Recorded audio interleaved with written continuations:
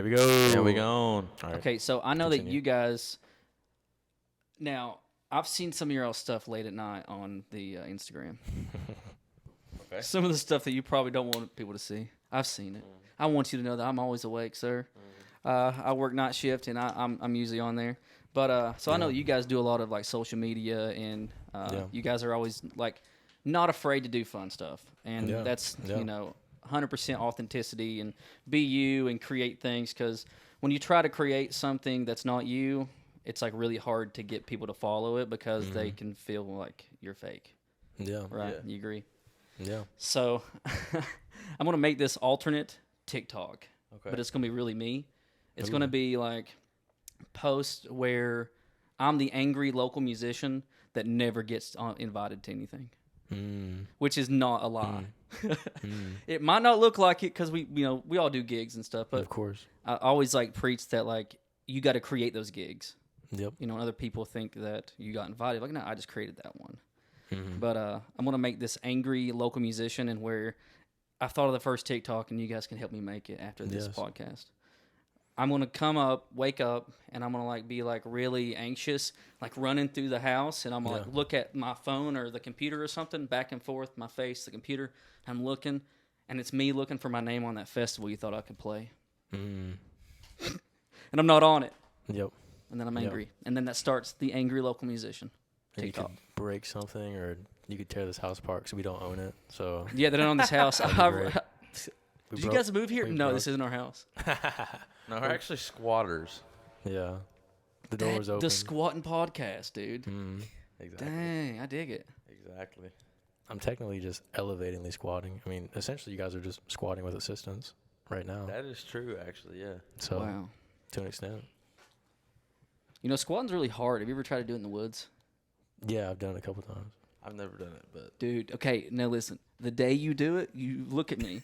Remember these eyes, You look okay? at my God. I want you to remember these eyes. When those legs start shaking, because they're going to shake. Ooh. You think you got good cardio? You don't. It's going to hurt. You might even fall back. I'm just saying, get a good tree, lean against a good tree. You got to use a tree. Oh, definitely. You use Always. trees? You have to. You Trees have and to. socks, man. Yep, you're going to lose a sock or two. If you want to do it well. Because I don't trust the leaves. I mean, you can't trust them. Well, what if it's poison oak? Exactly. I don't know. yeah, you don't really want to get that. No. going up Exactly. there. I don't know what they look like. I don't either. I don't believe the internet. All shows I me know the is right what pictures like what marijuana leaves look like or something, maybe because I've seen the art. I don't do marijuana. Well, they never send you the leaves anyways, so I've heard. Well, you got to grow them. Yeah. Yeah. You don't get the, the leaves. with Everyone the- gets a little shake. You got to get a little shake and bake in there. I But don't know. it's always a little ground up. They never give you the full leaf. That'd be nice. Put like a little cherry on top, get the full leaf. One time I sold a friend in school. Sorry, dude. I got to tell this story. One time I was in high school, and it was like oregano. Yeah. And I made it. I wetted it, and I rolled it in little balls, and I sold it Yeah. to my friend, like a good friend. Like I I'm do- talking the friend that I would smoke weed with. I sold him the fake weed. No. Yeah. And then I went and bought real weed. Okay. With the money he gave Yeah, you? I didn't smoke it with him. Did he, This was a long time ago. This Did was he, like, did he say anything about it? oh, dude, he wanted to fight me the next day at school. This was before cell phones. Like, I thought it was all good, and I got him. No. We weren't friends for a while. Dude, when I was in high school, these guys sold dry dead grass to a kid. I was like, this is weed. And then he came in the next day. He's like, man, it got me high as shit. Dude, what is high? It could be anything you think of it, It's placebo. Yeah. Well, yeah, but those people you smoke with sometimes, and they're like, I'm not even high yet. Dude, you are high. Trust me, I'm high, man. But like some Yeah. people don't feel it. So maybe some Yeah. people can Yeah. feel it from nothing. Like Yeah. I mean, yeah. high on life. I guess if you really believe it, yeah. He's like, man, these guys think I'm cool, dude. I know this is grass, but I got high. Yeah. It's like the next day you come to him, you're like, dude, teach me how you did that. Like, I want to get high. I got a whole yard full of grass. Come over. I got mushrooms too, man. Start a bit. Yeah, mushrooms. Stuff's yeah. growing. Yeah. I had a friend, and he was an older gentleman. He's probably 18, and we were like 13. But he sold one of my friends. It's a great spice for pizza. Like the Little Caesar Zap Pack. Oh, man. Did he smoke that? He smoked it. Oh man. He got a headache. R.I.P. His man. eyes turned red. He got a headache. Dang, bro. Dang. So he had a reaction. I can't even eat that stuff. That stuff like agitates me. Yeah. Which I just realized recently that I'm lactose intolerant. Oh, really? Yeah, I mean, I've been eating these Oreo McFlurries my whole life, you know. And I started eating them a few weeks ago. I guess like COVID depression or something. Like, you know, you like to eat food. Yeah. I was just sitting there eating food, watching my crypto just plummet. I was like, I'll order another McFlurry. And then I started having gas, and it was like really bad. I was like, something's got to give. Oh. Turns out I'm allergic to it. I'm also lactose intolerant, so I feel you. Are you? I am. Is that what happened? You get crampy and fart a lot? Yeah. Can I say fart? Fart. Well, you get like acid reflux. Yeah. Man. Like if I drink milk, my chest will tingle. It's really strange. See, I don't drink milk. I haven't drank milk since college because, you know, we bought beer, you know. I used to drink milk, and it made me to where I couldn't eat spaghetti. I couldn't eat Doritos. I couldn't eat. Dude, if I couldn't There eat was blue like Doritos, my life is over, Well, there bro. was like a bunch of foods I couldn't eat, and then when I stopped drinking milk, I could eat all of them again. So I don't know what's going on, but like, yeah, I can't. Milk is like a no-go. It's like the worst for me. You like almond milk? It's not real milk. Yeah, I do almond milk. Okay, Yeah, I dig that. but yeah. Have you guys had oat milk? I've never tried it, I've but never I had see oat it in milk. the little the Kroger place. Yeah. It looks cool. It's in like tried it. it's It's like interesting. it's blue. I had You it yesterday. I've never tried it. said soy, Oat oat. milk. Yeah, I usually just do almond milk or lactose free. I want to try that lactose free stuff, dude. Does it taste good? Yes and no. It's kind of like weird. It's kind of like you lose a lot of the flavor of the milk. So life's not as good anymore. It's kinda like so liquor. It's so like- now my life is over. It's like LaCroix milk. Oh man, I can't do What? that. What is that? Is that the stuff that? LaCroix is like the sparkling water where like there's like you don't get a lot of flavor. It's just like hints of flavor. That's kind of how lactose-free milk is. Zach Martin, my old roommate, he doesn't know this, but whenever he'd go to sleep, sometimes I would drink some of his LaCroix, and that stuff was horrible, man. I feel like today's just like you just confessing. Yeah. This is how we confess all of our sins. Yeah. You're just like, man, I killed a couple people before I came in here today, man. I just gotta. Whoa. No, I was saying that's what you said. Oh, okay. I heard you. I didn't do that. Oh. No, I didn't do that, man. I did work last night though. Got off at 7 this morning, drove And home. You're a hitman, right? That's. Yeah, that's it. He's a milk dealer. Yeah. Turns out I'm a milk tester. Yeah. That's how I know. They're like, that's hell for you and me now. When we go to hell, they're going to be like, all right, give them the milk. Oh my god. Drink it all, sir. And it's going to be like, what's your favorite cereal? Cookie Crisp. It's going to be the milk from that. Because you're going to like it. I can't quit you. What's That's your it. favorite cereal, actually? Oh, Cinnamon Toast Crunch is a good one of that's a mine. big one. Listen, I eat That's a a big lot one. of cereal, dude, but when I do, I eat it all in one day. Like, so we're talking. Wait, hold on. You do what? If I go to the Kroger's, Yeah. we're sponsored by the Kroger's, by the way, on Richmond Shout Road. The Shout out Kroger's, Kroger. Yeah. and I buy a box of cereal. I just can't stop until I eat it all. Really? Like I'm talking probably 48 hours max is how long that thing lasts.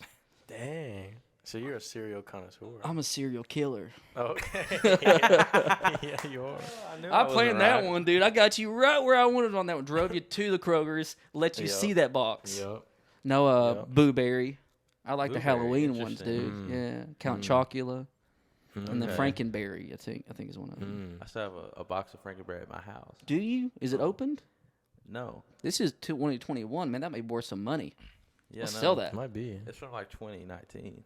Oh, so it's expired. Yeah, I don't even know why I It's have worth it. more. I wonder if Olin Mills, #Olin Mills, I wonder if they have preservatives that keep it going for a long time. It probably would kill you if you eat it past like 2 years expired. That's what they said about mushrooms, dude, and it Like- didn't kill me. I feel like it'd be Okay, rancid. my parents lied to me. They're like, don't eat those mushrooms. They're poisonous. Yeah, poisonous to your ego. Oh, I thought that was thunder, dude. Is I was that like, not? what a sign. What a sign. No, that was your neighbor taking his garbage cans out. Oh, okay. Dang, why'd he It's th- Thursday, why'd he throw it up or it's against the Wednesday. wall? Dude, I was like either that's a thunder sign, or dude. we just got bombed. I'm not sure, but There's someone's here and they I should was- not be. I was scared. Yeah, hopefully it's not Bill Cosby. He's out today. Hopefully not. He's out I'm here- serious. He's out here creeping around. Yeah, he's I like, heard- you guys like cereal? You like Jello too? No, sir, we don't. Reese's Puffs. That's also a good cereal. Now that would give me diabetes. I would eat all that. Yeah, Bring it. I'm a peanut butter guy. I can't do cereal, man, because I like the sugary shit. Like I like chocolatey, sugary. When I was a cereals. kid, we used to get we were so poor we couldn't get the frosted flakes, so we get the flakes and we just pour all the sugar in it. Yeah, dude. And like what sucks is that when you get done and all the milk's gone, there's just a big mountain of sugar. Yeah. You got to snort it. Yeah, You yeah. got to, man. No, I'm kidding. No, I just threw it away. I wasted a lot. Sorry, Mama. Again, that's the third one. Hey, this is sponsored by Bang today. It's my favorite flavor, lemon drop. It's a potent brain and body fuel. We're just gonna We're title. also sponsored by Usher's Confessions. Oh, dude, these are my confessions. Yeah, this podcast is gonna be titled "Confessions with Donnie Bowling." No, dude, I appreciate you guys having me on, dude. It's fun. It's Yeah. fun. What have you guys been? You said bring y'all were in a meeting today. What'd y'all do? Yep. So today, I set up a meeting with the marketing team from the Tate's Creek Haunted Trails. Oh, dude, killer, man. So, so a big thing that I'm always on the hunt for is seeing talent in people in like the smallest of things. Yeah. And trying to see how I can incorporate them to help me with what I'm doing. Because there's a couple of different things that I'm trying to set up long term that are really going to help if I can get it all set up in the next couple of months, as far as like teams go and stuff like that. And also today, we had met them, and it's two people. We had met them at a music video shoot a while ago, and because I'm always listening, because I'm always on the hunt for a level up, and I kind of. Well, I think everybody should do that. I think you should surround yourself with people who are like driven, because if not, they become baggage. Yeah. So everybody's driving on the same road together. That's a good move. Yeah. But I almost do it unintentionally, so I'm not necessarily always consciously putting myself in rooms with people. Like it could be at Walmart, it could be at Target. Yeah. Like I'm always searching, and maybe you're just like drawn to them too. Like not like you're doing it in a nefarious way, like you're out like looking to use people, but you're just wanting to find people like you. Yeah. That it's like the symbiotic relationship. Yeah. Not a parasite. Yeah. And so Is it I heard parasite? Yeah. parasitic. Yeah. And so I heard them kind of having a conversation on their own, and I never reach out to anyone unless I like them first as a person. Well, thanks. I appreciate you liking me, bro. Because that's a big thing. Thanks. Reliable, consistent. But so they were having a conversation in the distance, and I kind of heard them mention marketing and kind of heard them mention TikTok and some stuff. And I had already kind of chopped up with them a little bit. I knew that they were kind of funny and kind of fun to be around. So then I kind of approached a little bit closer and was like, so you guys do marketing, what do you do? Dug a little bit, started talking. They'd mentioned how they had set up a deal with the person we were shooting the music video with to then have access to their establishment at the Haunted Trails. Yeah. So I saw where it could be an avenue that I didn't know existed as far as partnerships and sponsorships go.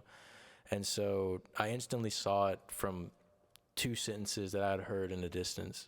And so I knew right off the bat that I was like, I got to talk to these people.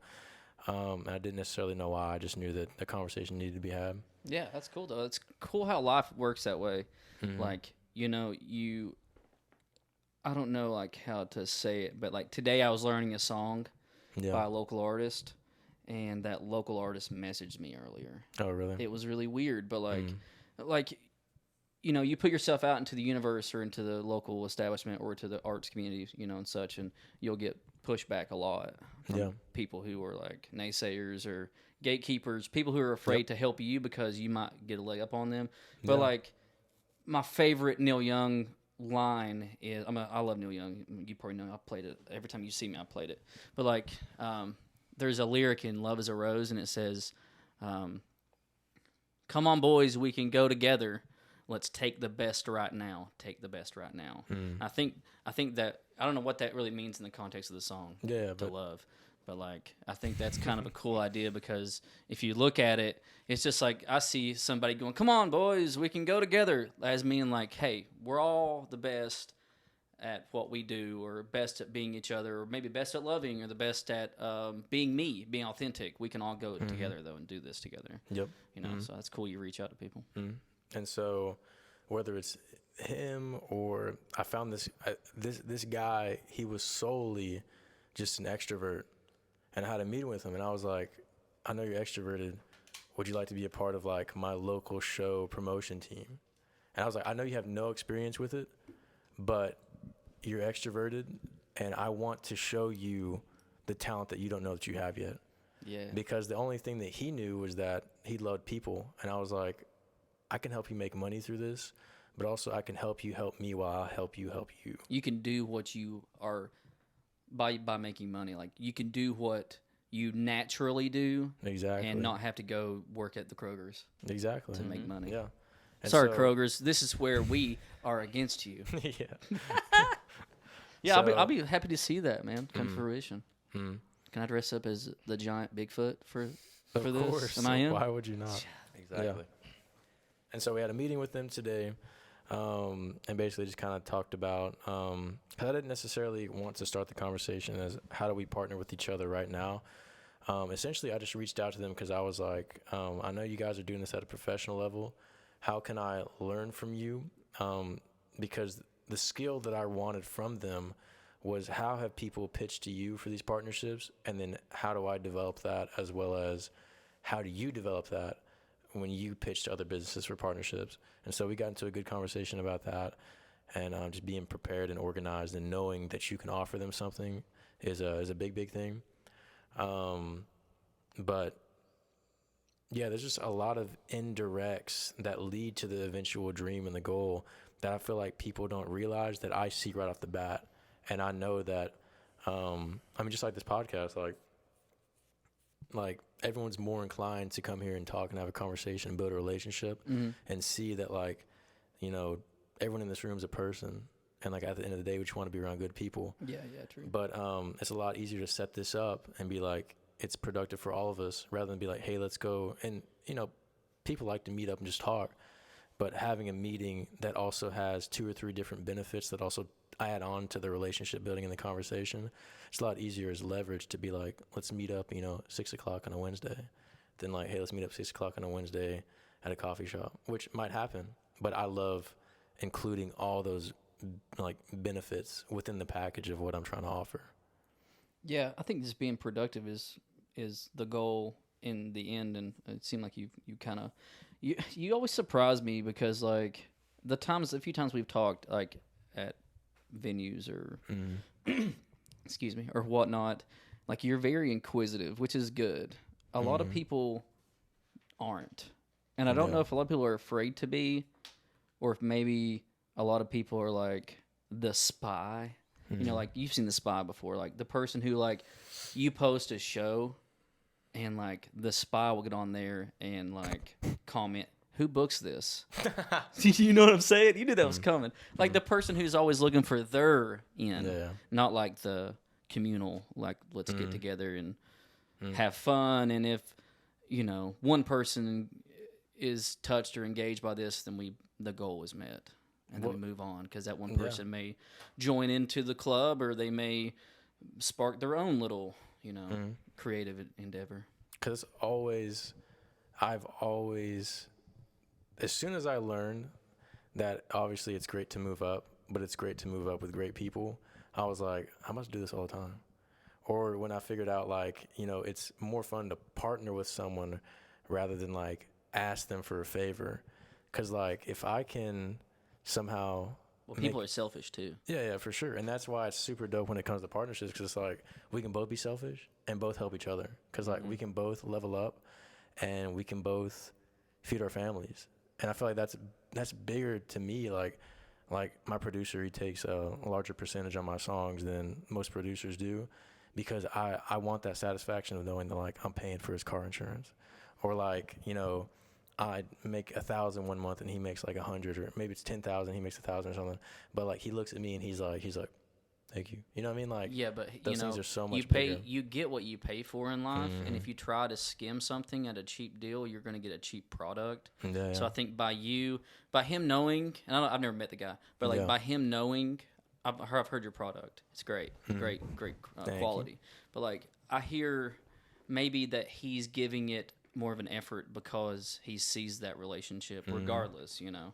It's like some people just record, they go in and they pay a guy to just track them. Not an engineer, not a producer. They just go, it's just how it is. It is what it is. You know, your guy's probably giving you some feedback and calling you up at 3 a.m. like, Wes, dude, I added a part. You're going to totally hate it. But then like you're like, at least somebody's like putting time into my music that, you know. So that's the extra, you know. You give it because you care and they care. You know, I think that's a great relationship. Austin's great. Yeah, because he records. Cody Did he as do well. your last one? Yeah, he does all my stuff too. Yeah, Killer, man. I really dug it. Me and Higgins listened to it a couple of times on the way to a gig when it first came out. Sounds really good. It's a very, very good mastering. You know. Yeah, it sounded really good on my phone and in the car. Yep. Which is hard to do, you know. I really appreciate that.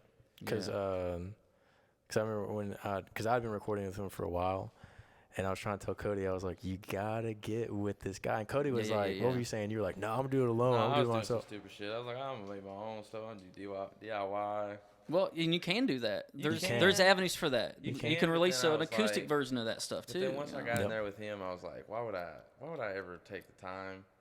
There's a learning curve, to do this when it's not what I want to do. Like I don't want to be an audio engineer if I'm being honest. Like I think it's cool, but like I don't want to be one. So like, it's just a means to an ends to learn it for you. Why would I take the time to do it when like he's already like a master? You know? I agree. And also put more focus on you. And also to preface it,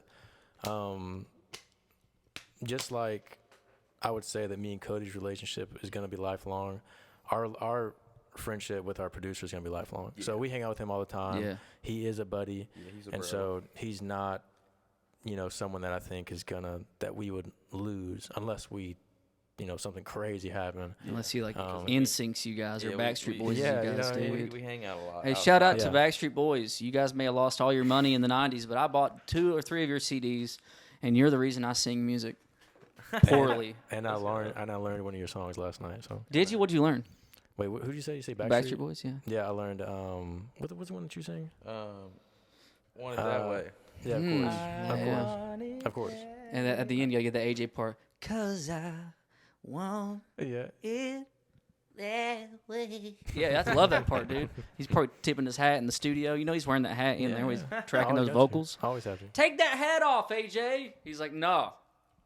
But yeah, so we hang out with Austin a lot outside of working. So well, dude, it sounds great. So it's really nice to like be really good friends and have a really good connection on top of. Well, he knows you, so knows what you want. Yep. Yeah, you know what I mean. Yeah, it's a really good situation to be in. And we have the same mastering engineer. Yeah. So Sam Moses out of Nashville. Yeah. Incredible. Who's on. All sounds good, dude. I think he mastered a song that went #1 on some chart. I don't remember. It might have been a country song, but he definitely mastered a #1. Because on his list of people he's worked with, it was like obviously Chris Brown is a big one. Yeah. But then I swear I saw Tyler Booth on there. That was probably. If you can find a good mastering, that's all you need. Yeah. Like it's fairly cheap. Yeah. Well, I mean, I think your mix and your engineer is more important. Fast. Yeah. Oh yeah.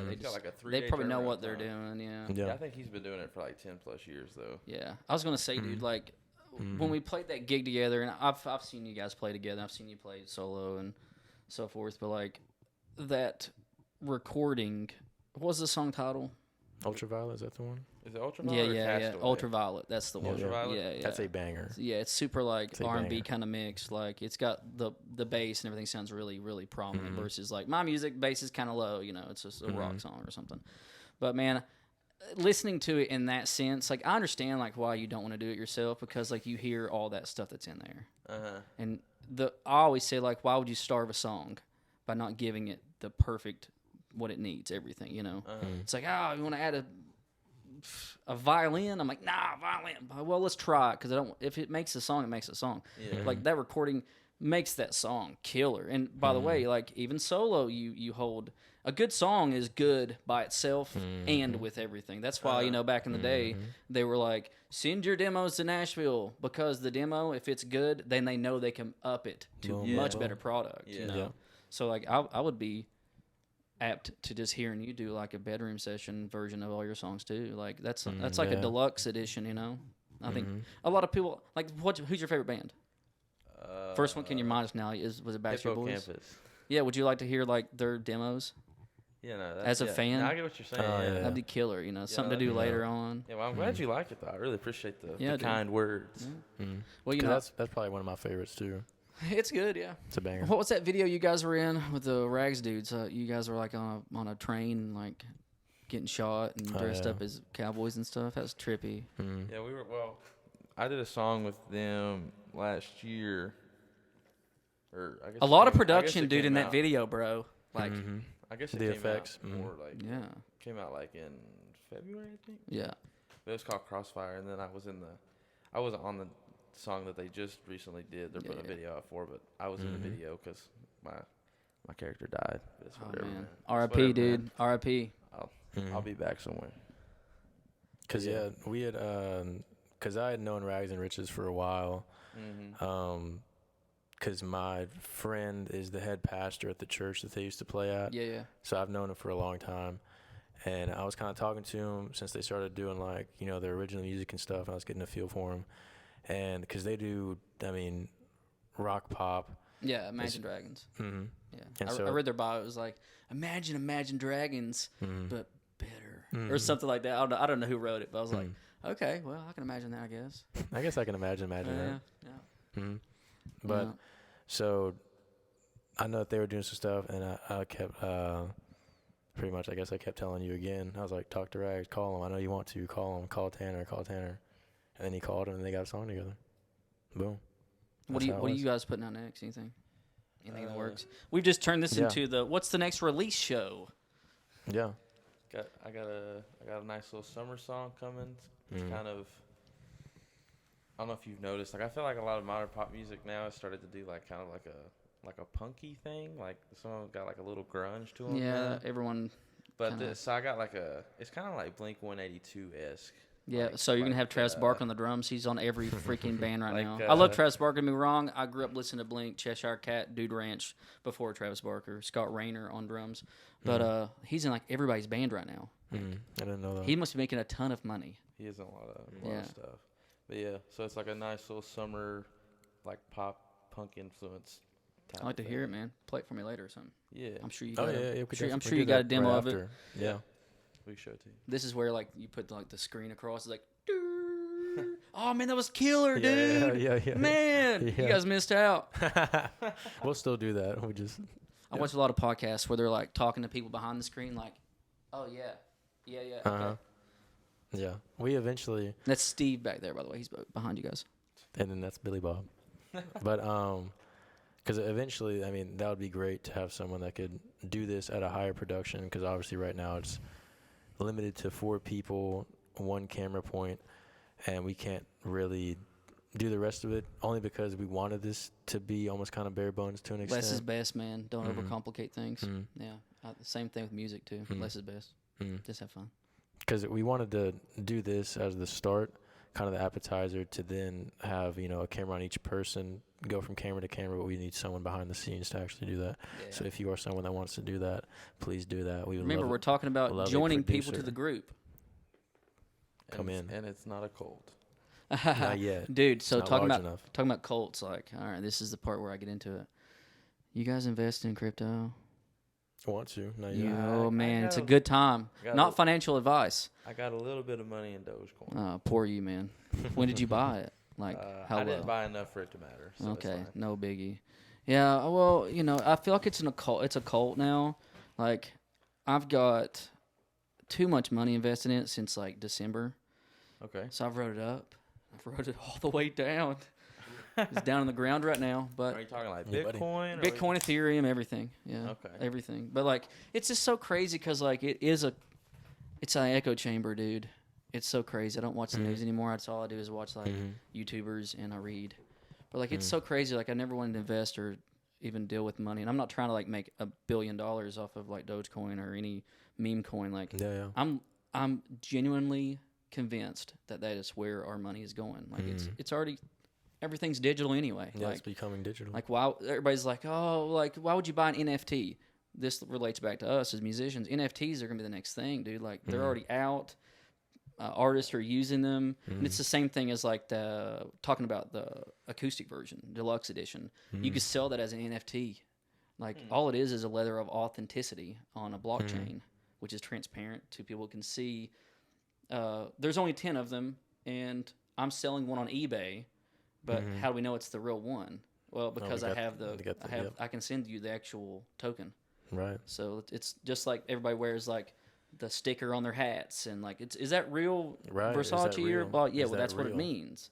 So that's so wild. Oh, definitely. But people say like, why would you go that route when you can have the real thing or whatever? It's like it's an accompaniment to the real thing. Yeah, exactly. It's to prove that it's real online. Exactly, or just a way that we can validate it without having to have like somebody say it is real. That's funny because I've been trying to, like lightly here and there, I'd see something come up and talk about that, and I never understood it. But literally, you said 2 sentences, and I was like, that's exactly what it is. It's a non-fungible token, but like it's super cool because it's a way for us as the artists to get more money.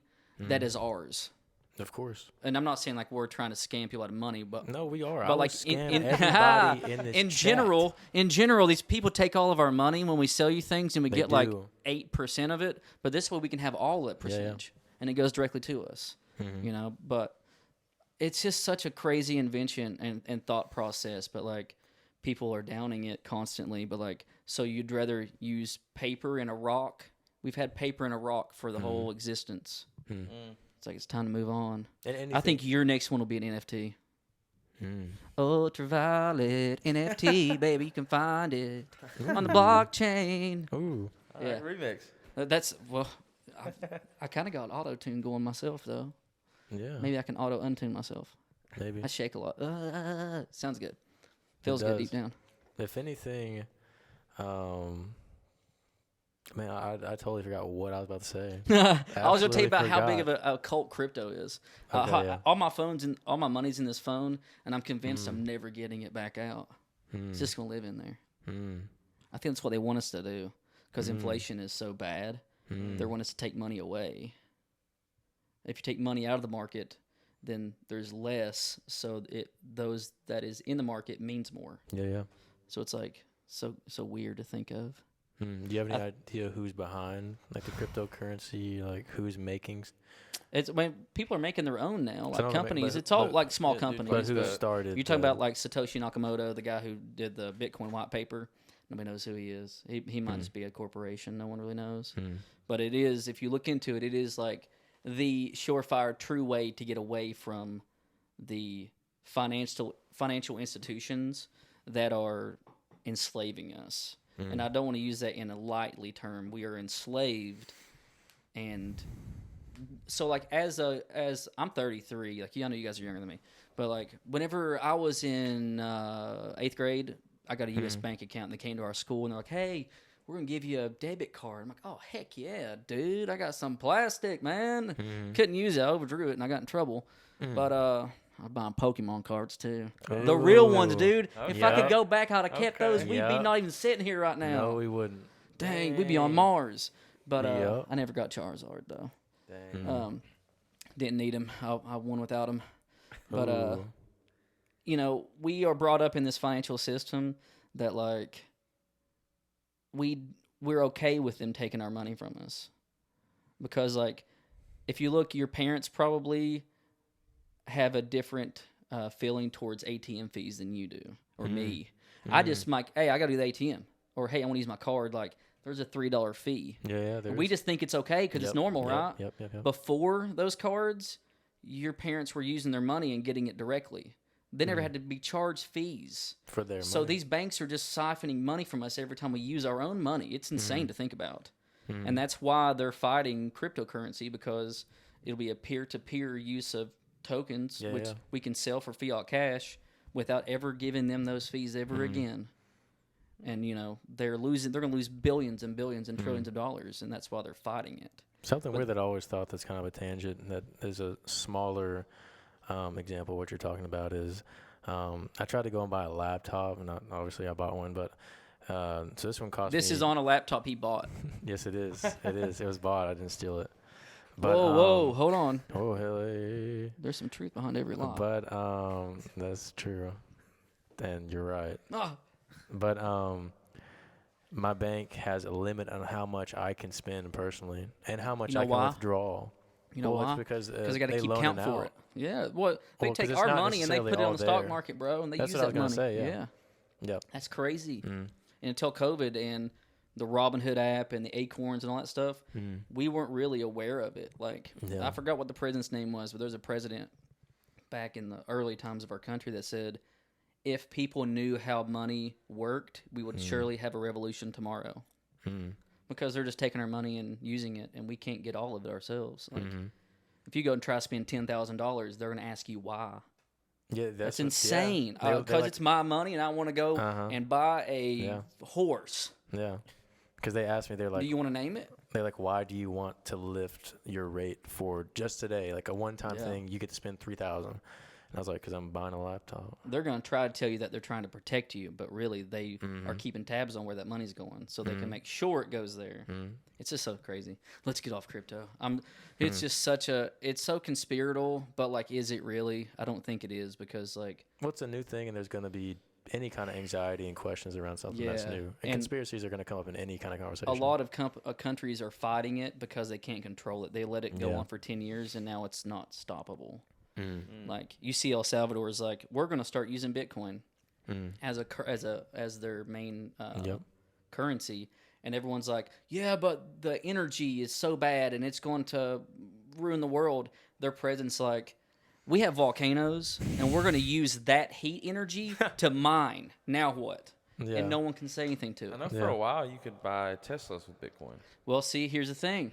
Elon, I hate Elon, by the way. Peace out. He sold 10% of the $1.5 billion they bought back in March to show that it was fungible and they could sell it, and it was usable. Yeah. And now he's saying they're not going to accept it because of the mining disaster.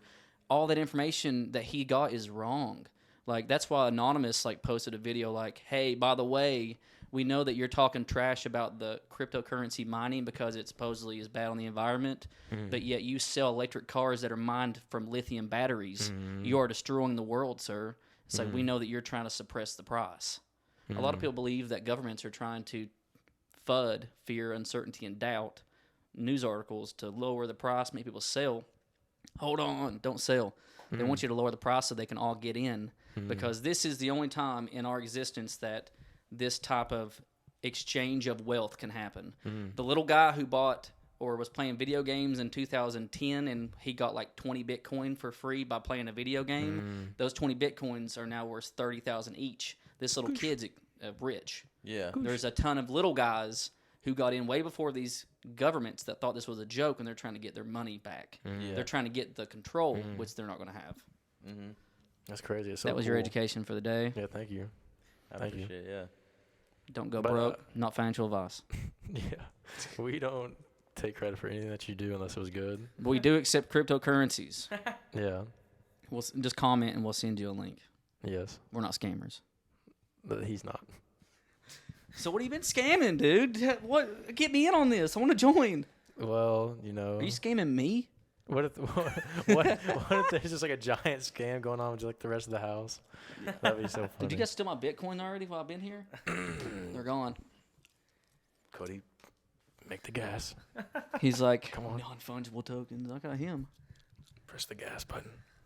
But I guess let's move it back to what we were talking about before that. So he's got his song coming out next month, and then so I have a summer song too, but I feel like in the past essentially like the past week or two, so when it comes to music and the game of it and the business of it, I mean, it is a game, and I see it more as a game than I do a business, because it's not so straightforward as a business sometimes tends to be,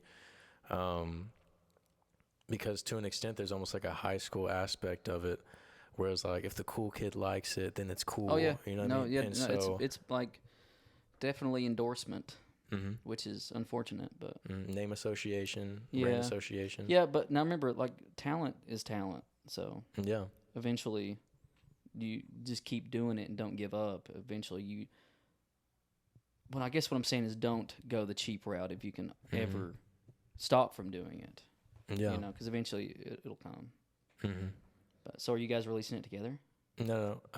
So it wouldn't make sense. He scammed your song. Yeah. Yeah. Oh my God. So right now it wouldn't make sense to do it because our demographics overlap so much that there wouldn't necessarily be kind of like a benefit for us to do it since we're both working on the same plane. At least that's my ideology around it. But as far as the song that I'm doing now, like I said, I feel like I've really grasped the concept of I don't know everything that comes with this game. And there are so many pieces that I'm not seeing. And so right now I'm just taking the time to ask a lot of questions to a lot of people and figure out the ins and outs and actually see all the puzzle pieces before I start putting them in place. Yeah. Because like I had a 15-minute phone call with a friend from Somerset, Chase Samala, and he gave me in 15 minutes the skill that I needed to get over 225,000 streams in a couple months on Spotify. Yeah. And that was solely from one strategy. And so whenever that happened, it really opened up my eyes. So there's a lot of easy stuff that we could do that we don't necessarily know because we just don't know. Mm-hmm. And so the past couple of meetings that I've been having and setting up has just been, how do I elevate the game, but also see the game, you know, from a lookout point and actually understand the pieces and stuff that's going on. And so that's why I'm kind of not putting a date yet on when the song's going to come out, because I feel like there's a couple more pieces that I want to look at before I start actually releasing it. Because every day it's like I feel like I meet someone new or someone's got a new idea that I'm just like, holy shit, and like that could really, really open up a ton of doors, and endorsements, sponsorships, how to run ads, why to run ads, who to run them through, branded content, something, and just like content elevated ideas in general, just a ton of stuff. And I'm just kind of just sitting down and being like, I know that I don't know everything, and I at least want to see all the pieces before I start trying to move mine a little bit more. You want to give you the best advice?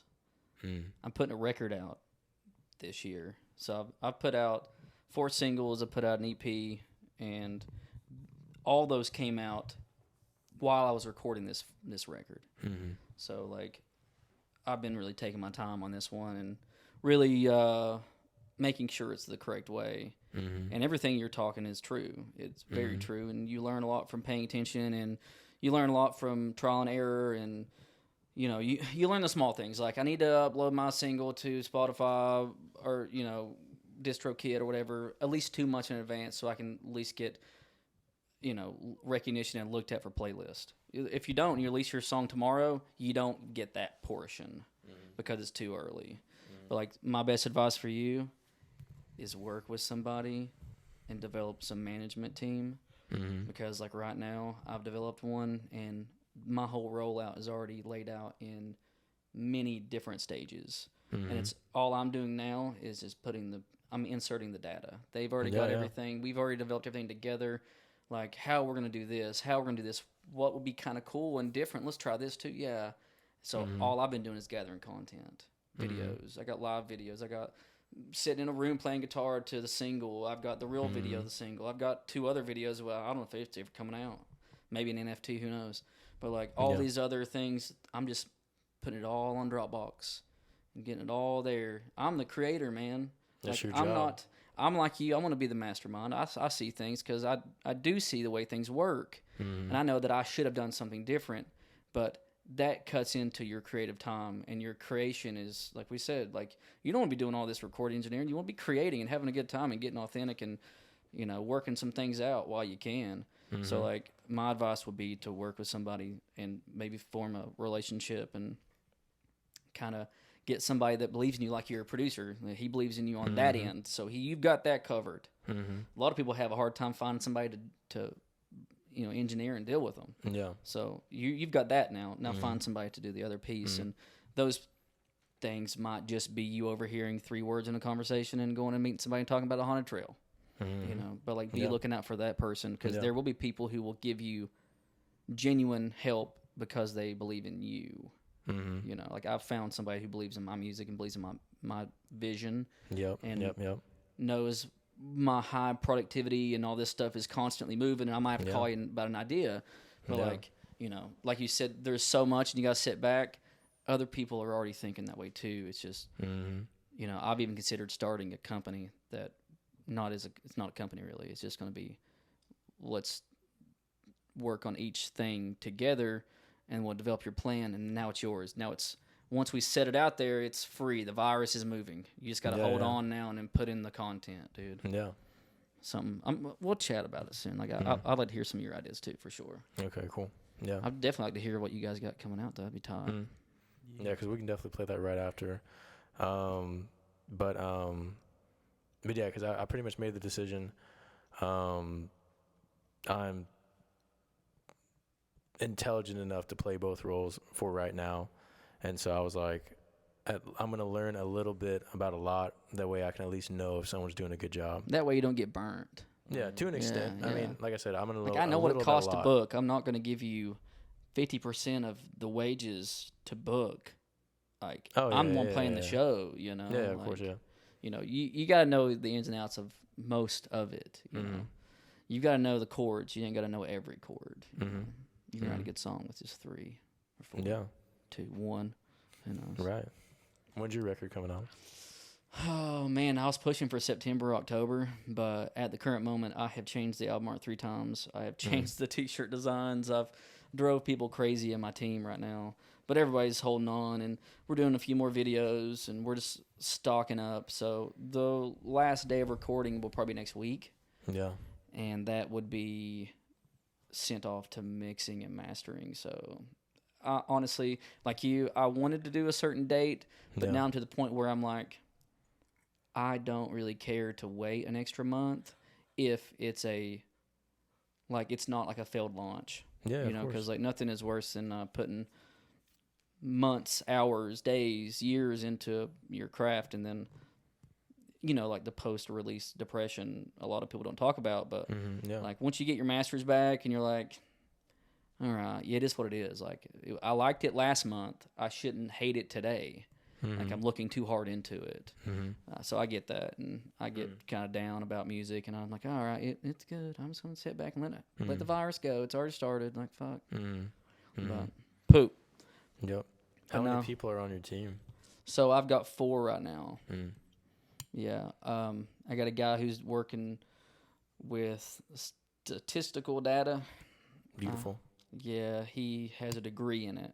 And he's a really good friend of mine. Yeah, we've been friends for a long time. We lived together for a while. So this is all kind of because he cares about me. Of course. I got a videographer who's been working with me since the beginning, Joe. We do all kinds of like comedy stuff. And he has general ideas of what I want. And we've been working well together. And I've got a few people working on like more of a management.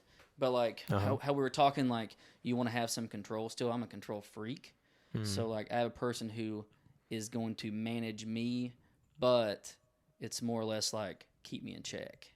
We talk about the concepts together, and then she's just going to like, hey, you know, remember this is coming up in a few months. Like, I need this deadline. Okay, cool. Yeah. Versus, you know, get in the studio and record, guys. We need another record. We need to put that stuff out there for the TikTok kids. Yeah. Back to TikTok, guys. Yeah. What's up with your office? Is that your office in there? No, it's actually a different location. Is that somebody's office? That's a temporary office if we need to use it sometimes. Oh, nice. Yeah.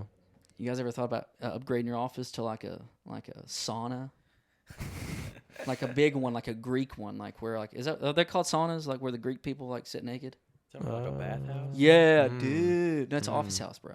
But yeah, that's what I'm saying. Yeah. That could be like your year mark. Yeah, that'd be great. The big one. I got a sauna at my apartment. Like we can like break in. I love saunas. Oh, me too. They feel great. I love saunas. Sweating is great for you. Right after a workout or something. I love it. Steam rooms. I prefer steam rooms, but those are bacteria powerhouse. So steam room is the sauna is dry heat, and or essentially it should be. They throw the water on the fire on thing. the rocks. Okay. The steam room is you walk into it and it's just a giant cube of like the most dense steam you've ever. So like humidity, like you okay, all cool. steam.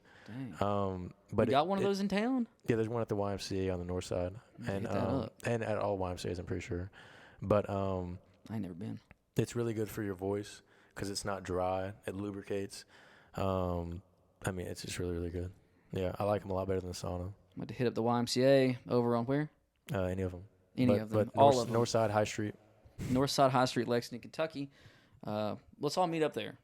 Well, okay, listen, viewers. Let's all go there. This is a call to arms, viewers. What date do you guys want to be there? The 69th. The 69th of 420. We're all going to meet up at the same time, okay? So I'll see you there. 420. We'll see you there. Be great. The 69th. What else you guys got going on, man? How long do these last? As long as you want. Cool. I'm just chilling, bro. Daniel came and went for 2.5 hours. I feel like I have to beat him now, dude. No, I'm just kidding. I don't have for that. 6 hours. We prefer it if it goes longer because it's like, like. I'm cool to chat. You know, Yeah, whenever you want to go, just let I just us saw know. you looking. I was like, oh, you done? I was looking for you. Oh, don't look for me. Yeah. I know what time it is, baby. Mm-hmm. I'm on this. No, I'm just kidding. No, so are you guys gonna do like summer songs, winter songs, like that kind of stuff? Reminds me, do you guys know Justin Carlson? Mm-mm. Okay, he does this thing every year. It's like, I don't know what the name of it is. I don't want to Yeah. quote me wrong, but it's like Winter Song or something. But it's for the church, I think, that he is. Winter Jam. No, something like that. Let me look at the actual here. A word from our sponsors. Go ahead. Slim Jim. Go ahead. This is a Slim Jim commercial. Go. Snap into a Slim Jim. Oh, yeah. I'll be right back. Oh, Winter Song. Yeah. So basically every year they give you a prompt and you write a song and then we all get to perform it together at a gig. Interesting. Yeah, it's pretty cool. I think they do it at Manchester. Ooh. Okay. Is it like a big event? I don't know numbers. I've seen photos. A bunch of people like are there. 10,000 people there? Maybe 40. But I think one year they made a demo CD of it too, which That's is pretty cool, though, tight. yeah. 'Cause, That's cool. Everyone gets on the same Is release it like, and what kind of? whatever you want to write. So they do like pop, country, like Anything you everything, want. or- They know who you are. They know what you sound. They know what you sound like. Everyone knows who you are, baby. Come on, my friend. My friend. All right. I believe you. I wish you would have wore the space helmet today. Where'd you get that at? I got that at Party City. What's that? Party City is like. Oh, they said Parka City. Like everybody's wearing parkas. I was like, dude, that got sounds that like in- Seattle. I got that in Polka Town, man. Oh yeah. But yeah, no. So, yep. I wear that and sit on my toilet, and for some reason, people on TikTok like it. Well, I mean, I don't watch TikTok. I think I'm sitting at like 12K on there followers, and then I got like 1 million views. I think. See, I don't watch TikTok.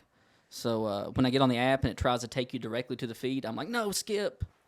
Because I don't want to watch it because it's a time consumer. you I like to should make just- content. You should just follow Wes and I, and then that's the only people you can watch. And I that just way sit at home all day just watch we you won't guys. take your time away like all the random videos. Yeah, like the 3-hour Facebook lives or Instagram Dude. lives. You guys were Man. on one night, bro. We try.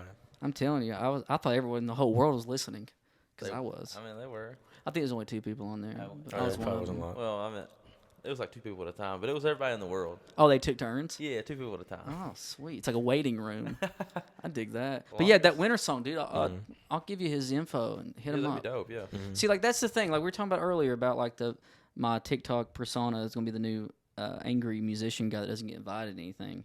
I think a lot of it is I'm very prideful, and I like to think that my talent should speak. And I'm sure you probably are the same way. And No, I'm not. like, I don't like to ask people a lot. Like, hey, man, can I get on that festival? Or like, hey, man, like, you got a spot open for me? Or like, hey, I saw you're playing. Do you want to split? You know, I rarely like to ask that unless I book the thing and I'm doing it's my control. I'm like, hey, do you want to split like a 45-minute and come play, bro, like for free? I don't do that because like I feel like people should, and that's a bad thing. Like, you should ask me because I'm so good.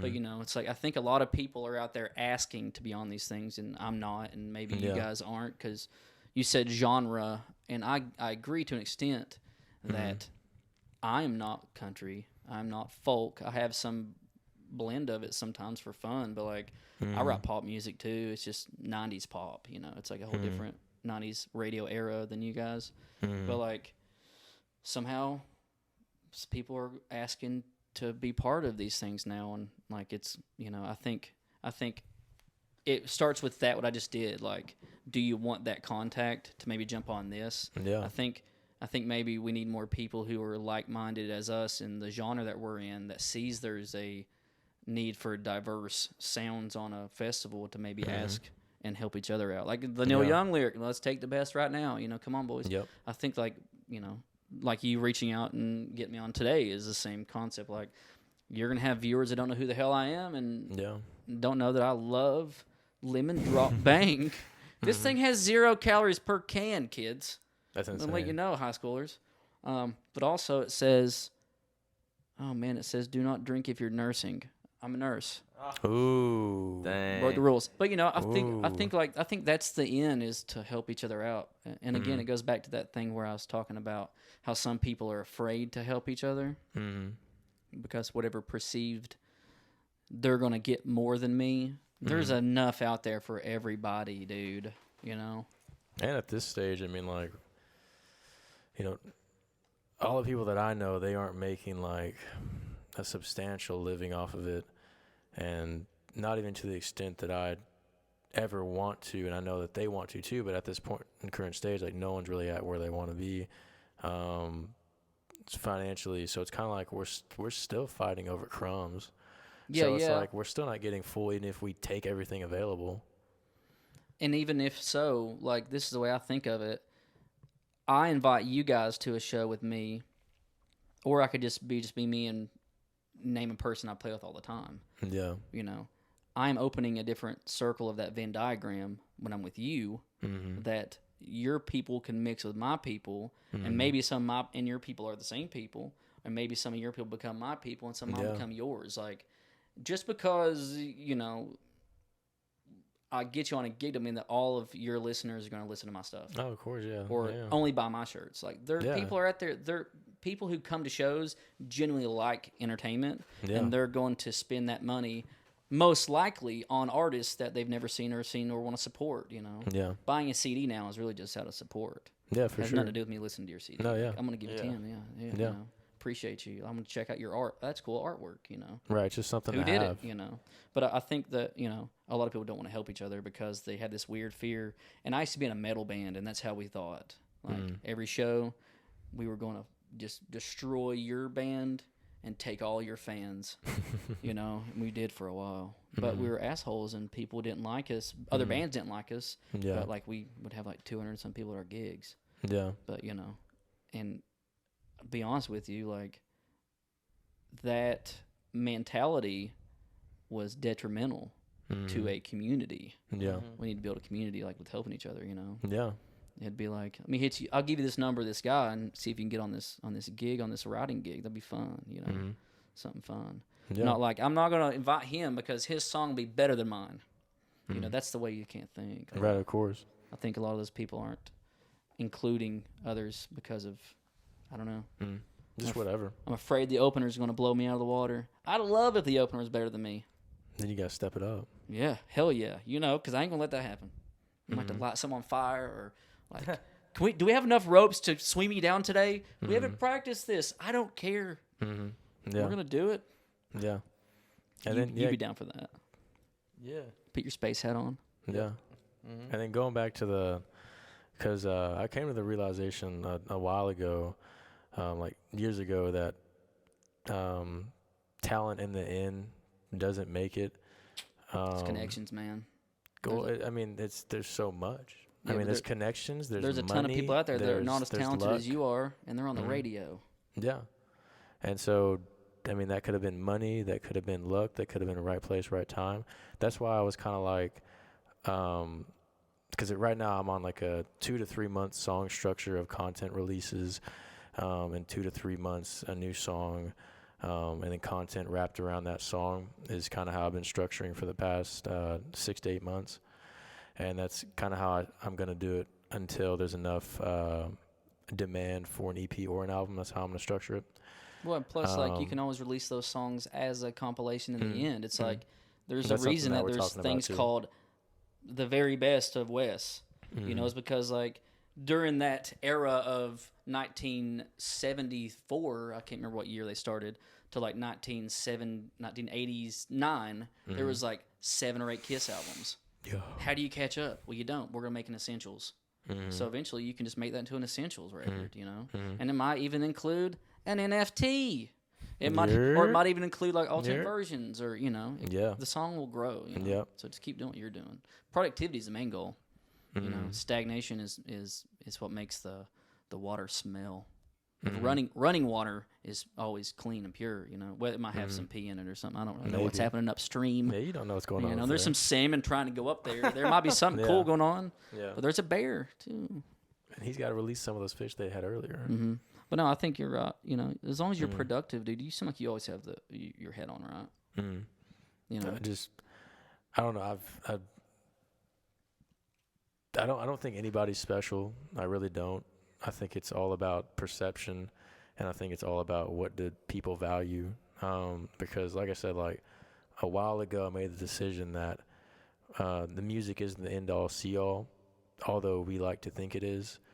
A lot of the times we like people for reasons that we don't know, and most of the time that's from behind-the-scenes marketing or placements or trickle-down, like endorsements and stuff like that. Sometimes you're connected with people though because of the story, and we all have a different story. Yeah. Let me ask you a personal question. Yeah. You ready for a personal one? Let's go. So out of any of your songs, I'll be honest with you, the one about your mom was the one I paid the most attention to. Yeah. You know why? It's because it is a glimpse of who you really are. I didn't think that you just wrote that song just to get views. Yeah. You know, so I think the authenticity of it is what makes that one the story. So there's nothing special about anybody. We're all human beings. We're all the same. You might be able to play better than me or sing better than me, or I don't really know what you're better than me at. Maybe crypto. I don't really know. I haven't seen your stats. But, you know, it's like the connection itself and your story, that particular one, you know, and each person has their own story. And I think that's the underlying attraction that we don't know what it is. I don't know why people like this guy so much. Yeah. You know, or like Post Malone. There's nothing special about his music. It's the same formula. He even got his name from a name generator. Yeah, he did. That was but awesome. You know what his story probably is that he's an authentic down dude who likes to drink Bud Light, smoke cigarettes, and play beer pong. And he's just like, hey, this is me. Like, that's his story. The dude is just, I'm going to do it. That's funny. You know? So I gotta pee. I'm listening. Okay. We'll chat. It won't reach. But that'd be awesome if we had wireless. You can't hear it, can you? I guess we'll find out. But so Cody, how was that spaghetti that we had before? It was actually banging. Who made it? My mother. My mother's she's an excellent cook. What's your mom's name, man? Her name is Mary. What's she look like? Bro, she kind of looks like me a little bit in the face. Right on.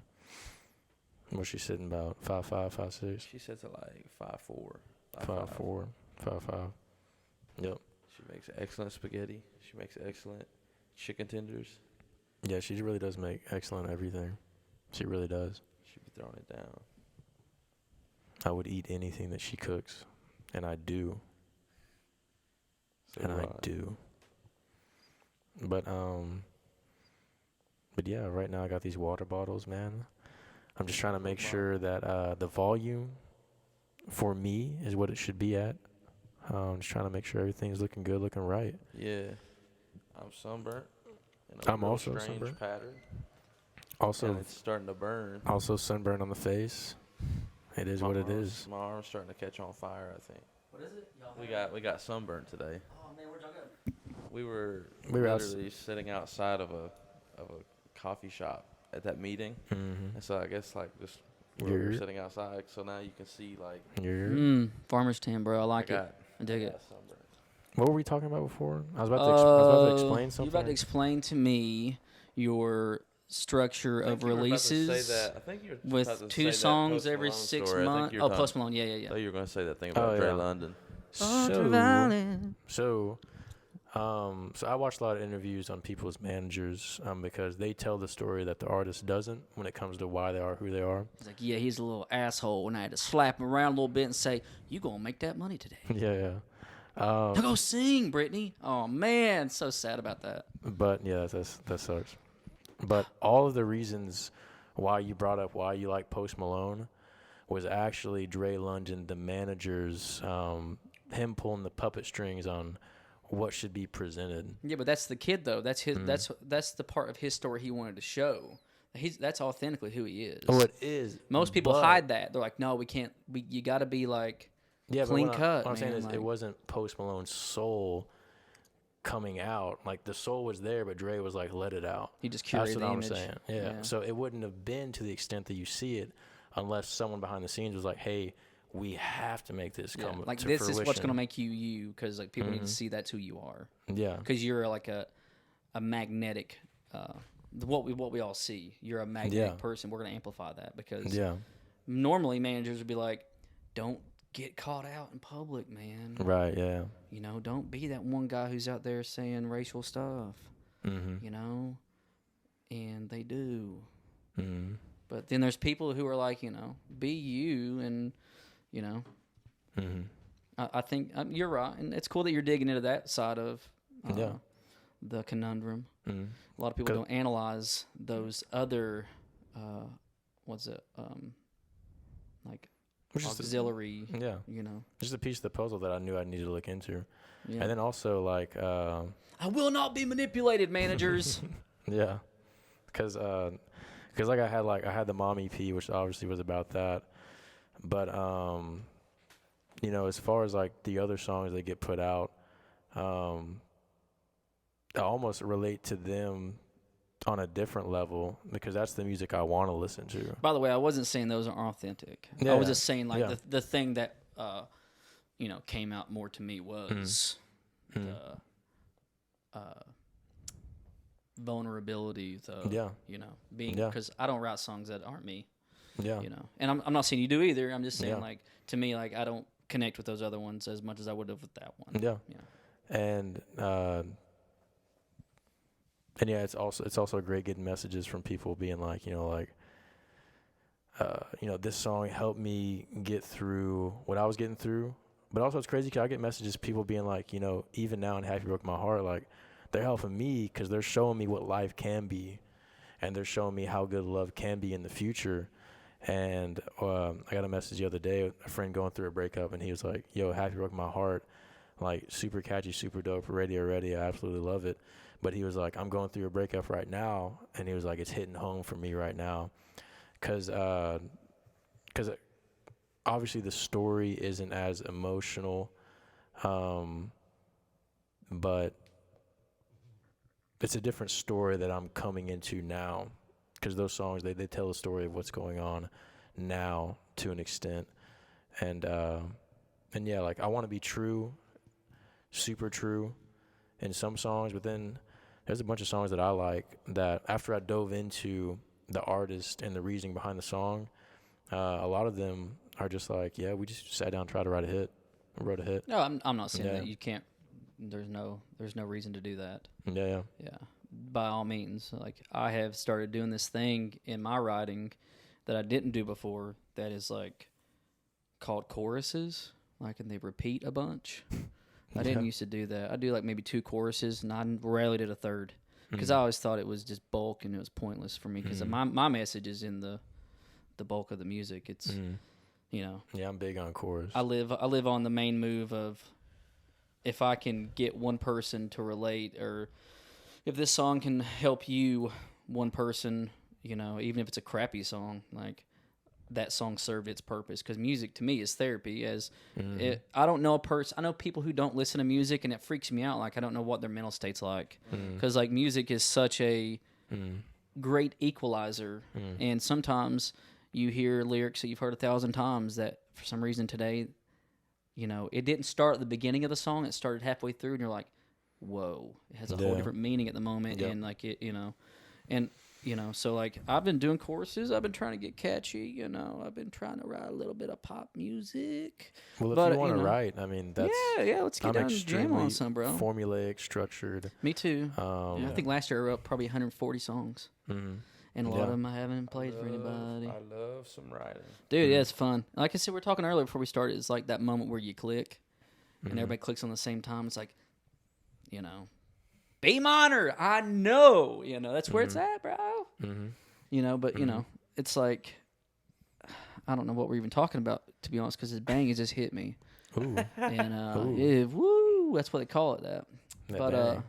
no, yeah, choruses, dude. I just they aggravate me sometimes. Like a lot of pop music is just one chorus 19 times, and I think that can be, to me, I'm gonna be very asshole-ish, but I think that is cheap, and it convinces people they like your song when really you just got in their head. Yeah, I guess like, And that's a trick. I think I get you, because like I feel like as a writer sometimes you can look at it that way, but also from like a business standpoint, a creative standpoint, it's kind of like, why wouldn't you do that? Because like as a writer, I know. Again, it's give the fucking song what it needs. Don't kill it. Like, sometimes I get as a it. writer, I can hear someone on the radio and be like, kind of cringe, but then like if I look at it from the way that like I know that they intended, I'm like, it makes sense. So Yeah, it's like, I'm not saying so it's every like a song chorus. should be that way. That's what gets you, man. That's the stuff that you hum in the shower. I know, but see, that sometimes I don't know if I really like that song, or they just somebody that I used to got it in my fucking head. It's a fucking worm. I think some of that's cheap marketing, and money's not my MO. Like, I'm not here to be famous. I'm not here to make $1 million. I'm here to help one or two people because music helped me once. I was a young kid and I was listening to Tracy Chapman Fast Car. I was really sad. Ooh. No, I'm just kidding. It was actually probably some Dashboard Confessional or something. Something sad.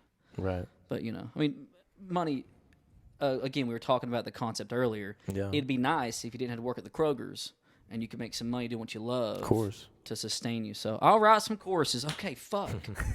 It's funny because I feel like, because I always like to say that when I'm talking to my music buddies, my tastes are the most non-musical, because I feel like I'm very normal when it comes to the music that I like, because like the music that hits my soul is like the catchy, repetitive pop, because that's just what I like. And so then like, it's always funny talking to like my music buddies, because then like, well, it's just hate. Yeah. It's venom. Yeah. I wish I wrote that. Yeah. Like, I have not listened to that song "Happy" by what's his name. Pharrell. That's all I know is that part right there. Because like I knew if I did, I would never get out of my head. And I never listened to that song from the movie Frozen. Let it snow or whatever. Like, because I know it's gonna be in my head. Those things are marketed that way. But like, I like pop music too. Like, I enjoy like like I said, Backstreet Boys. I grew up on that stuff too. Like, I love that. The music. Like, you're not trying to push back on you again, but your that Ultraviolet song, the music in it was fucking cool. Like, it was an adventure. It's like I just dropped in the fucking movie of Trolls. Not Trolls, but I mean like vibrant. I don't. I don't. Like, I'm in a cartoon feel. Yeah. Not, I get what you're saying. Not like Justin Timberlake's here and shit. Was he in that movie? He was a troll he wrote guy. a song for it. He's a troll dude, troll guy. But it's like pop music has that aspect. It feels fun, feels great, feels magical. Some of the stuff they do. Yeah. Which I enjoy. And two, I love like pop music. It's so like broad. There's so much room to like expand and grow and Progressive and just but it's all within that same box. And you know why? Because for a long time there was only so many people you'd go to. Now we can do this stuff on our own computer that we stole, and like your all's producer engineer sounds different than other people. Yeah. So it's kind of cool. It's a different flavor of each of these things, and which all came from one thing. Music. Yeah. So I think it's really cool that genres are getting more vast. And I don't know.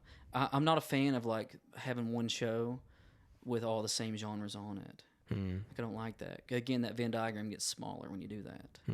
So like, it's cool that these other genres are getting bigger and different influences. Like, like you said, oh, this one sounds like a Blink-182 kind of summary. Cool. So now, if we want to book that gig, we can maybe put a real punk band on it that plays like a little bit more like NoFX punk, which is more like DIY 90s scene. And then we could throw in, something on the other spectrum of that song.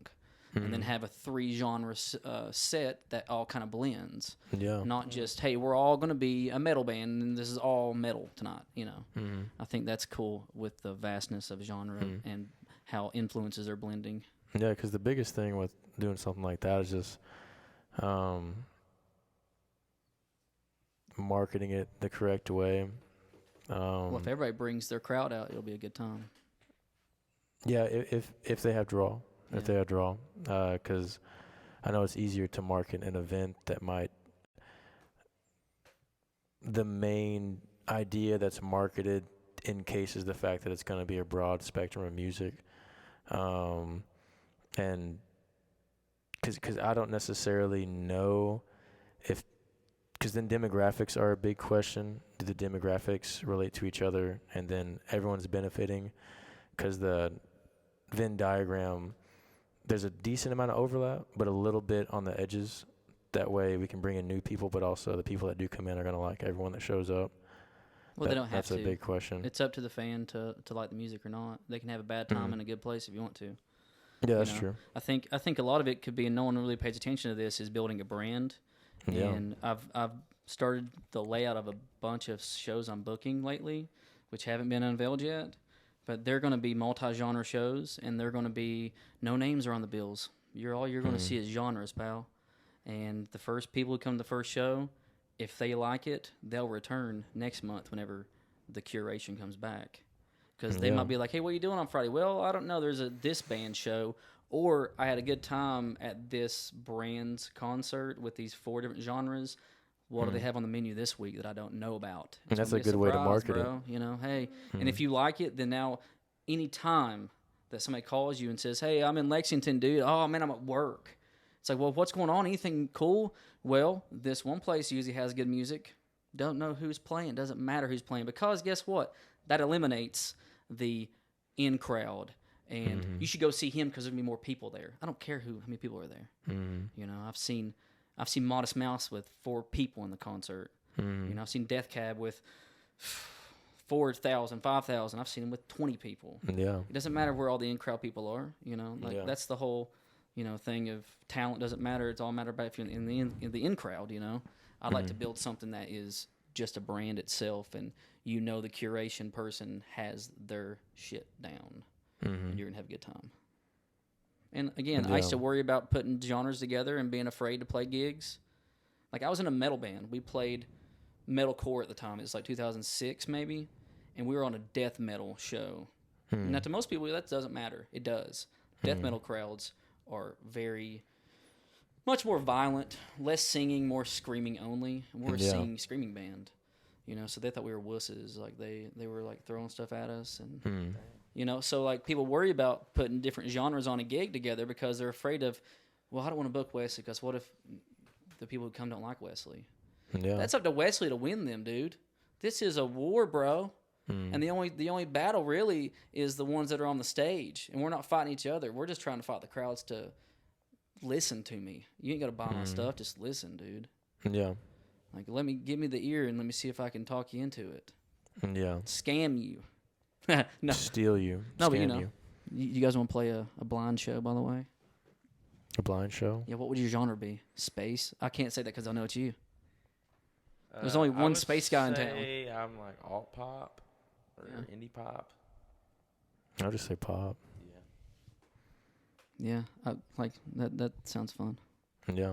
I do think that's an interesting idea. That's a good way to I know brand some it. videos. Yeah. I mean, not videos. I know some venues that would be down to host it too. Yeah. So it's like, it's not like a really original idea. We do it with festivals. There's a blind festival lineup, and then eventually it gets revealed. Yeah. Friday's all blank. Oh, who's gonna be there? Who knows? Yeah. And then a few weeks before they start revealing who they booked. But like the person who loves Bonnaroo is already going to buy that ticket anyway. Yeah. Because the curation worked. Yeah. So Yeah. no one steal that or I'll kill you. Yeah, they do a great job of doing that.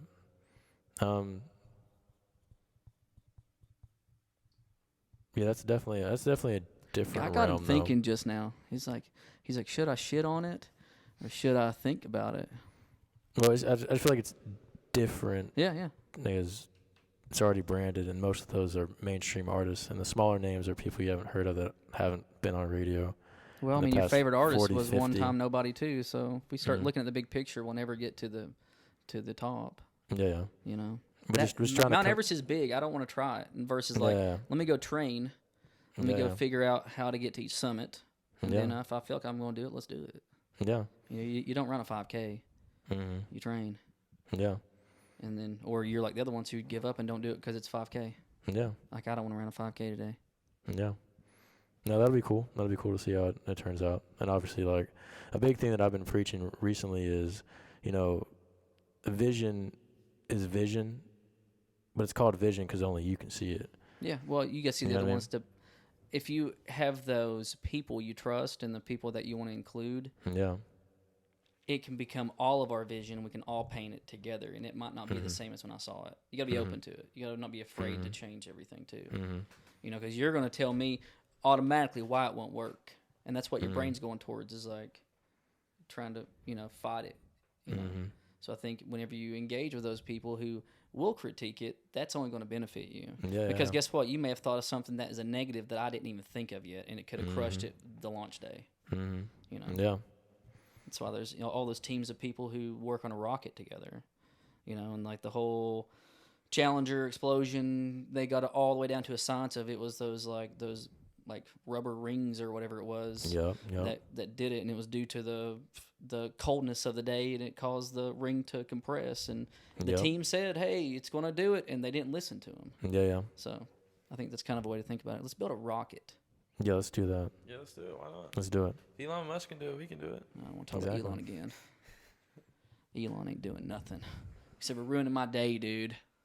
Guys, ruining my life. Let's hear about it. Nah, it's all crypto, bro. Drink. Nah, the guy's just crazy, man. I think like he genuinely is a psychopath and is like, he laughs at people losing money like on the markets because he tweets about them. Like, it's just a weird concept that it's, you know, I don't know. It's all just a big bubble anyway. It's all gonna pop. Yeah. Pop music.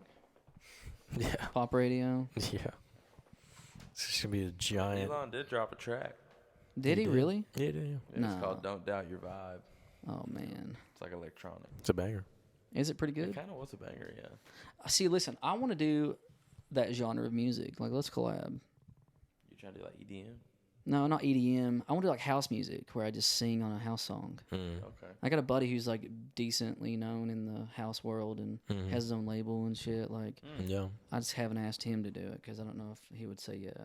Like, I want to get with you guys and do like let's get your producer. Let's work on a track, man.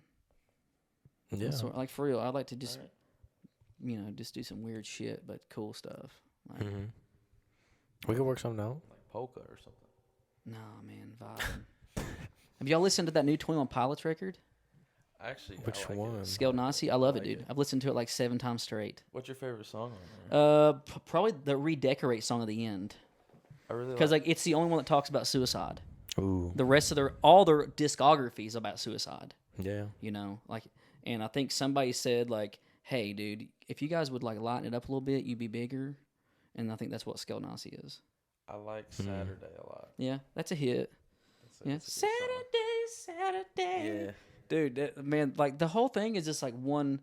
Like he's a great singer, and he's a great like his voice is like really authentic. Like whenever it comes down, like you can hear it crack, and you can hear him move. He's like he's not just like a projector. Like he can sing. He's a great performer, and the stuff he writes about, I really dig. And like I said, I think it's why I like that last one because it's the only one about suicide, and the rest of the songs don't have the undertone. Yeah. You know, like all of their songs before have some type of that lyric that says something like tie a rope around your neck and tie it to a tree, but it's not a noose, it's a leash, and you say you belong to me. That was a great lyric. It's not verbatim, but like that's a lyric he had in a song prior talking about like take what is going to kill you and make it your pet. You know, control it. You know, that Redecorate song, it reminds me of, I think to me it's saying he goes through like a few different people's lives in that. Like one of them's a girl, I think that she might be like maybe homosexual, I'm not really sure. But it says something like maybe like she's not understood by her family. and then there, I think the first one's a young guy. He's talking about something about how like I can't remember why he wanted to kill himself, but basically it's talking about how it's the concept he's thinking of in his head, like, don't take me yet. I have too many things laying around. I've got to get them all. I don't want my family to make a decision. That lyric says something like, I don't want loved ones to make decisions for me or something. Like, should I clean it up or should I just let them redecorate? Like, maybe his room is his life or his legacy or something, or their legacy in general. It's like such a cool song. Yeah. But I do like that. That is Saturday. Slow down. That's a killer song, dude. Good one, dude. Saturday's good. Shy Away's good. Yeah.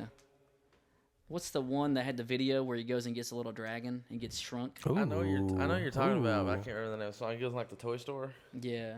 Yeah. I learned that one already. I'm like, I got to learn this song, dude. Man, they're killer little group idea. Like, I enjoy them. Like, extremely enjoy these guys. That song is called Choker, dude. Yeah, Choker. That's right. Yeah. Choker. Man, but yeah, that Redecorate song's cool. So is Mulberry Street. Formable. All those songs are killer. Shout out 21 Pilots. Shout out. Shout them out. Do you know any of their songs? Do you know their stuff? Yeah, I've listened to some of it. I've listened to the new record. You should, man. It's killer. It's good. You'll dig it. Really got into them like right after they put out Blurry Face. That's when I started listening to them. I watched the interview earlier. It's like school. when musicians leave interviews or own the interviewer, they were like talking about Blurry Face, and they talked to, what's the singer's name? Tyler Joseph. Tyler, yeah. They're like, so what is Blurry Face? And he's like, I don't answer that. He's like, it's just too deep and it'll take too long. They got the guy sits there and looks at him like, they got banned from Bonnaroo because he kept climbing up the scaffolding. Yeah. He kept climbing up the staging, and they were like, you're going to get hurt, and we're going to get in a bunch of trouble. So they're like, you can't play here anymore. Yeah. They're a fun group, fun sound, jamming. That Car Radio song's killer. Car Radio's dope. You ever seen the video? Yeah. They filmed it in their hometown, which is pretty cool. A lot of those videos came from that same show. Have you watched the video for I Can't Help Falling in Love with You? Yeah. The version, how it builds Yeah. up. Oh, I've seen that one. That's the same venue. Yeah. Yeah, it's killer, dude. Pretty cool stuff. What songs have you learned lately, man? Have you been learning any covers? Oh, yeah. So I'm always... What was the last one you looked at? I've learned 6 in the past couple of days. Give me your best one. Your favorite one. Next to be the best one. I Want to Hold Your Hand, the Beatles. Cool, dude. I learned a Beatles one. song today, too, dude. I love it. Hard Day's Night. I learned it today. Nice. Yeah. What you? I feel like I haven't learned like a lot in the past like couple days, but I've been doing Peaches by Justin Bieber. I like that song a lot. Man, Justin Bieber, dude. You know, I used to look at TMZ all the time just to see what the Biebs was doing, dude. Really? I watched that compilation where he's like talking to like the photogs. He's like, "Are you guys fucking serious?" He's like, every time he comes out the door, he's like, "Oh my God, guys, come on!" It's like all of those in one, and then he progressively gets madder and madder and madder. Yeah. I'm like, man, just leave the kid alone, dude. Yeah. Like, it is crazy. You know what I mean? Like, well, that's what you give up. And this is something that I've been kind of touching on. I'm gonna start following Wes around. Wes, oh, can I see your abs? Yeah. At the gym. Yeah. Not today. You can see the side portion. Can I have a side boob? You get to lick it once. Ooh, whoa! I don't think you can touch people. Put a little peanut butter on I think there. most of the clubs are in here you can't touch. Oh, you can't? No, full nudity clubs you can't touch, dude. Yeah. No point going. Sorry. I didn't know that was a thing. I didn't know there was nude clubs. You can touch. There's strip clubs everywhere, bro. Well, strip clubs, but you're talking about the way you said it, man. It sounded like it was like a club. No, there ain't no like lounge where we're hanging out. Like a nude beach, but like in a dance club. I bet there is. I mean, probably But it's like Amsterdam. underground. No, I bet there's one here in town. Yeah, we'll find it. Hold on. Underground. Yeah, but this hey, if you guys know of any nude clubs in town, town, like we're talking lounging around nude, let us know. And maybe give us the password in the comments. and we'll try and get you a discount somehow. We'll scam you. Yeah, we'll definitely scam you. But I was thinking about it recently, like, because I feel like now that I'm getting older, I'm not a lot, but I have sometimes 6 to 8 years on some like the big pop stars that are coming out.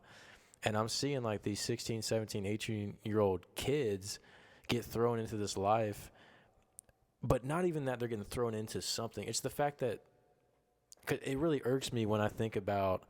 So there's this kid living, growing, doing his thing, but then there's this like 30, 40-year-old publicist writing something about, an article like about an Addison Rae text message. And I'm like, you're probably like 40, like, why are you talking about this 22-year-old and like you're getting paid to do it? And then like you're thinking like, oh, it's a great idea. I need to write about it. And I'm just like, y'all are fucking weird as shit. It's like, I know that's part of like what it has become. Yeah. But I'm just like, that's so strange. On like so many levels. Like, well, man, like, and the paparazzi too. Like, it's just like, y'all are kind of, well, they're just making money off of your photo, like, Mm-hmm. hoping they can get a nasty photo of you. Yeah, like, it's gonna sell for a lot of money. It can, like, make you mad, get a reaction. Yeah. And I'm fine if you're like an adult, like you're just, like you're a man, you're a woman. But if you're like a kid, like it's like this kid doesn't know what you're doing, and like you probably have kids, and you're fucking pestering this little. The craziest thing about it is a lot of that is generated by their manager. The manager slips them a little note that says, "Hey guys, my singer's going to be coming out of this club here in a few hours," or "Hey guys, like here's some info." They leak that shit. Well, that's different. As long as the artist knows that it's they coming. might not know. Oh, if they don't know, I'm like, it might be the Truman Show, dude. Like that shit happens, dude. Like think about like the Billie Eilish issue right now. Like people are like trying to cancel her for saying things when she was like 14 or something. I'm like, dude, like when I was 14, I probably stole things. And I'm sure I said things. That's Hell, like confession number 5, by the way. I was 20. I was probably 24, and I was saying things I shouldn't be saying because things do change, and you should look at intent. And if somebody is saying something with venom, then it's a different mode than somebody was drunk and was slinging this word out. Like it's such a slippery slope, and I don't know where I stand on it because like to me it's not like, oh, it's free speech, it's America, but like maybe you should be accountable for things. And I've made amends with things I've done, and I'd be afraid if they came out and somebody accused me of something. I'll eventually, if it was true, I'd own up to it. But like some people are like, they're just like pulling hairs, man. Like a 14-year-old girl on a TikTok post or something, or on like it doesn't matter. Like let's cancel her, let's get rid of her. It's like, who's paying them to do that? Who's trying to get the leg up? Maybe it's another record label, another definitely manager. Is, you know what I mean? Yeah, interest. Yeah. Yeah, that stuff's strange, especially when they're that young, man. It's just like, I know that's the game, but it's like that's just weird to me. Predatory, and it's just weird. It's just like y'all are strange, man. I think I read an article that said Justin Bieber reached out to Billie Eilish, like a couple years ago or something. It was just kind of like, you're gonna go through a lot of things. Yeah. And it's like the cool thing, like not like, trying to groom somebody like some of these stars do. Like they'll hit up these young girls and groom them into eventually dating them whenever they're of age. Yeah. Like, he was just kind of being like, hey, I know what you're feeling like, dude. I was there. Like you're gonna meet a lot of people, and I want to be the person. If you need to reach out to somebody, you holler at me. And her response was like, I used to have this guy on my fucking wall. Like that's tight. And again, that's something you don't see. That's a big artist reaching out to another artist, like instead of like the competition. Yeah, that's like, I want to help you. Yeah. I dig. Because I watched the Justin Bieber documentary, kind of going about what he was going through.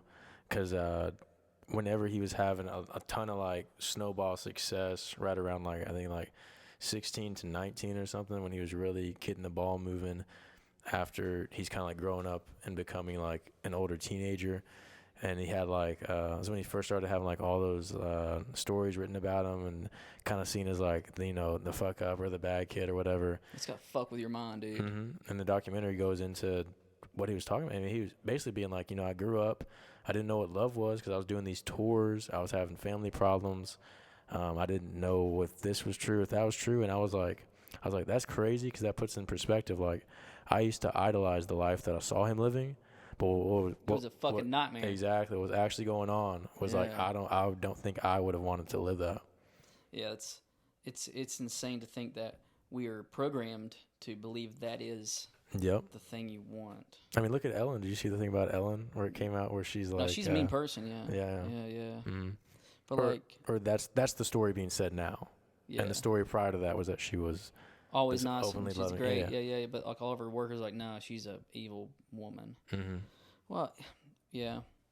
I think they glamorized like I said earlier, I don't want to be famous and rich and blah blah blah. Like, if I could make money off my art, like, and be authentic and help people, that's the MO. You know, do tours and have a good time, but not be like rushed into a taxi constantly and having to fight people and, like, you know, photographs and people spinning crazy stories about you and, like, you know, you'd imagine that kid Bieber or somebody, like, imagine they're like, is this real? Right. Or is that really just a story? Did they say that about me? Exactly. Like, does everybody hate me? Yeah. You know? Yeah. It's like, whoa. Yeah. Because now you get older and it's like, okay, the story is that I'm hated, but, like, I have a lot of great friends and family. You know what I mean? So, like, I'm still good, but it's like when you're young, it's like you can't be like, okay, that's just what's going on over there. That might pass. That's just a publicist. Like, you don't actually see all the pieces. They sell you as the beer drinking, beer pong guy. Yes. You know, or the hated person. They sell that image because it's more profitable. Yeah. It's like, I want to be a wrestler, you know. Well, you can't be a good wrestler, be a bad one. Okay, cool. Yeah.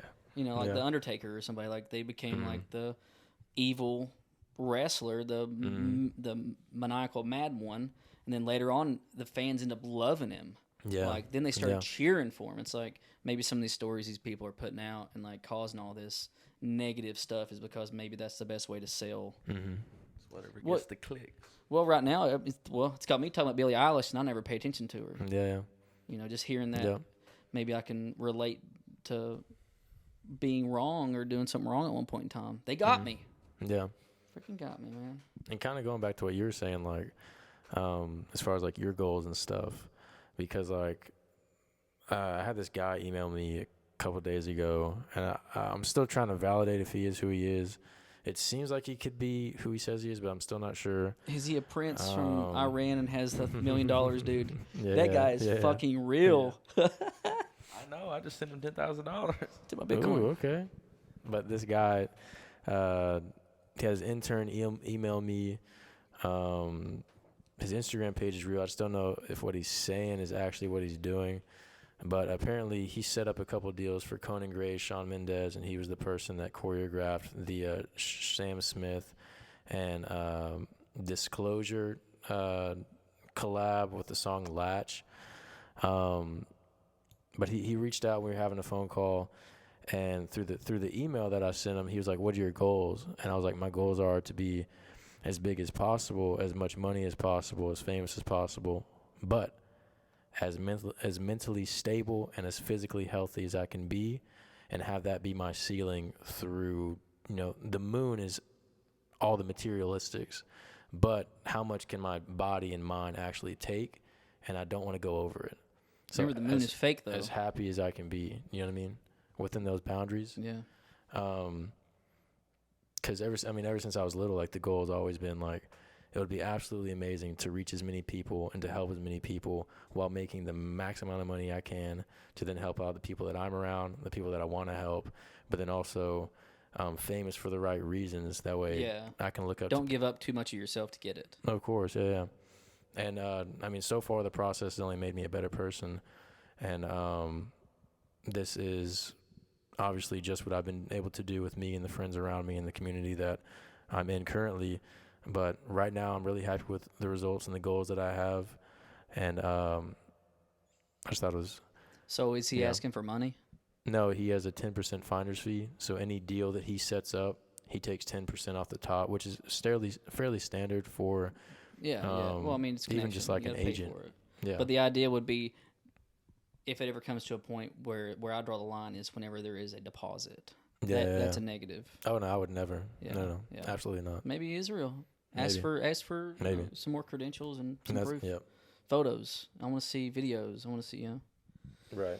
Well, guys, thanks a lot. Today was brought to you by Bang Energy, also boom, by bang, Kroger's, bang. Slim Jims. We're here. What kind of water is this? Dasani Pure. and purified. This is from the Kroger's, man. Damn it! Wait, Kroger isn't plural. Okay, from Kroger brand water. Boom. I'm Donnie Bowling. Bowling. From Bowling Green. Oh, God. Can we start over? I'll say, beep. I'm Donnie Bowling from Bowling Green.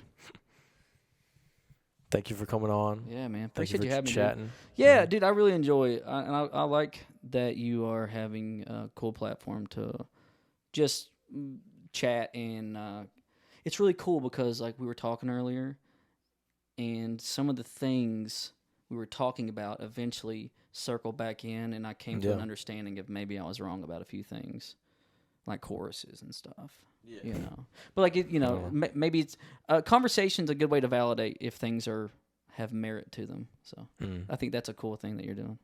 Right on. Trying our best. All right. Thank you all. And we're heading out. Thank you. Yo.